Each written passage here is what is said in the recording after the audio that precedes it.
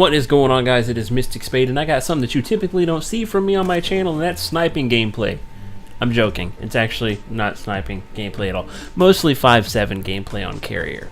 Anyways, the topic of this video today is going to be what, in your opinion, makes a Call of Duty player quote-unquote good. You know, is it the score per minute? Is it KD? Naturally, win-loss ratio? Or is there any other variable that comes to mind whenever you're figuring in a person on whether they're good or not? And the reason why I'm asking this is because we've all been in those lobbies where there'll be a group of people that come into the lobby, and it's a broad assumption that they check the lobby leaderboard, and if your party stats outweigh theirs, they'll typically back out because they know that 9 times out of 10 they're probably not going to win. And the reason why I'm asking is because I want to know what you look at. Whenever I go into the lobby leaderboard option, what I look at personally, I just look at score per minute. I don't look at KD or captures or defends. I just look at their score per minute.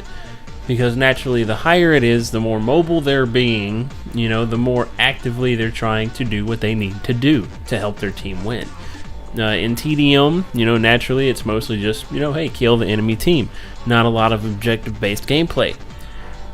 Speaking of TDM, that's what this gameplay is. It's just a TDM on carrier. I was having a really bad day today on domination, really bad. So I decided to go into TDM just so I can kill whatever moves, because the squads I kept getting paired up with were no bueno on domination today. But anyways, so yes, in the comments section below, leave, in your opinion, what you think determines whether a Call of Duty player is good or bad. KD, score per minute, win-loss ratio, or if there's any other variable that you determine. Also, what would you say, which game mode that you would go into would you say has the most die-hard, dedicated, try-hard group? You know, is it search and destroy, domination? I know a lot of people play domination specifically for the fact of, you know, they can triple cap flags and let the enemy team grab a flag, take it back, get their streaks in there quicker.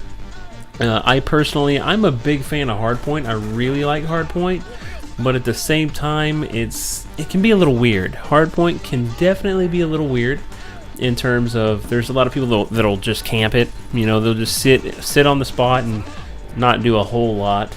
You know, they're not going to do anything for their team. They're just going to get the point, hold the point until they die, move to the next point. They're not, which in turn is helping them get points for the overall team, but they're not doing anything to defend it or anything like that.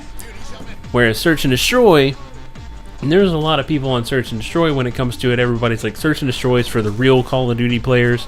If you're not playing search and destroy, you suck. You know, I've actually heard people say that. You know, come play me search and destroy. That doesn't mean anything. You can just camp me out in the corner. You know, it's not going to prove who's better at the game or anything like that.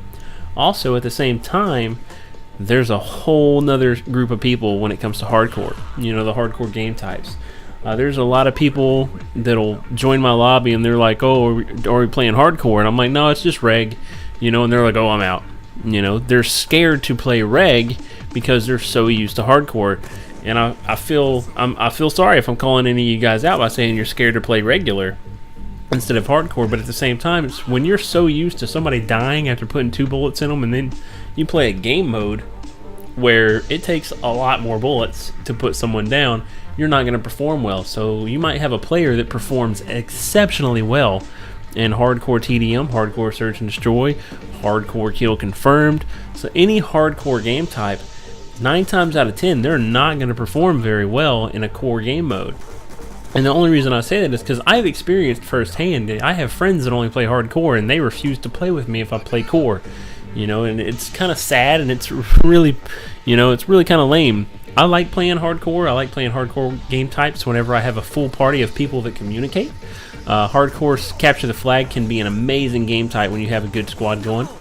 Also, another thing that's pretty lame at the same time is the reason why you see a lot of core gameplay on YouTube of Call of Duty is it's good for video. You see the points that you get. You see the streaks that they're earning. You see the ammo that's left. It's not really the fact that the people playing don't want to play hardcore. It's just, it's good for video. You know, On Call of Duty 4, I remember Call of Duty 4 gameplays, if you look them all up, 9 times out of 10, the videos that were up were of hardcore because it still had the +5 or whatever when you killed someone. It wasn't, you didn't have to guesstimate your kills or anything like that, or have to pull up the scoreboard to see it. But anyways, guys, this was MysticSpade. I just wanted to go over that main topic, and once again, leave your thoughts in the comment section below on what you think makes a Call of Duty player good in your eyes. Thanks for watching, and be sure to check one of my other videos that I'm going to leave linked at the end of the video.